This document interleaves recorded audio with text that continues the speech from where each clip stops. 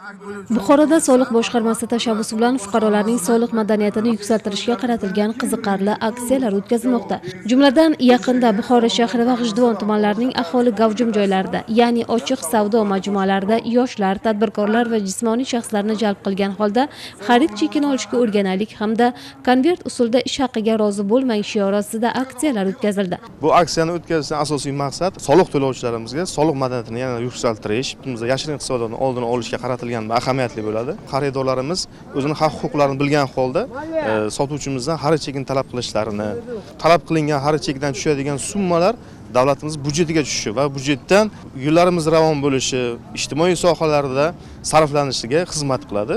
Unda ayrimlar uchun arzimasdek ko'ringan xarid chekining ahamiyati, savdodan tushgan tushumlarni yashirish, soliqdan qochish va norasmiy bandliklarning oqibatlari hamda xarid uchun joriy qilingan keshbeklar, soliq imtiyozlari, soliq yengilliklari, soliq turlari va ularning muddatlari xususidagi savollar o'rtaga tashlandi.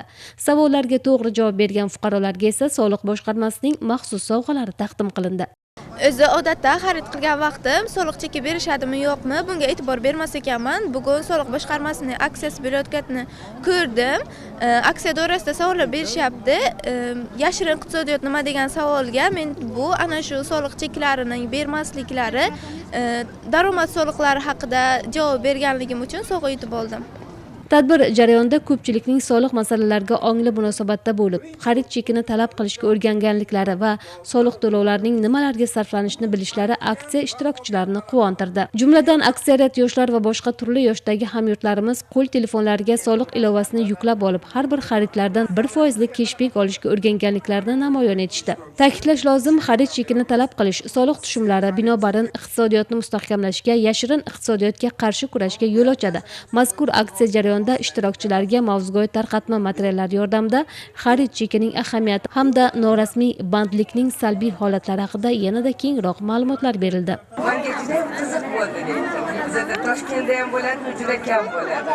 Shu aksiya bilan birgalikda insonlarga soliq to'g'risida juda ko'p informatsiya beriladi. Bitta bozorchilar ko'proq soliq bilan siyosiy odamlar, shuning uchun sizlarga bu juda ham foydali, bizga ham foydali. Aksiya jarayonida soliq bilimdonlari xarid chekini talab qilish orqali ayrim tadbirkorlik subyektlari tomonidan tushumlarni yashirish, soliq bazasini kamaytirib ko'rsatish kabi huquqbuzarliklarni oldini olishda munosib hissa qo'shayotganliklari alohida ta'kidlandi.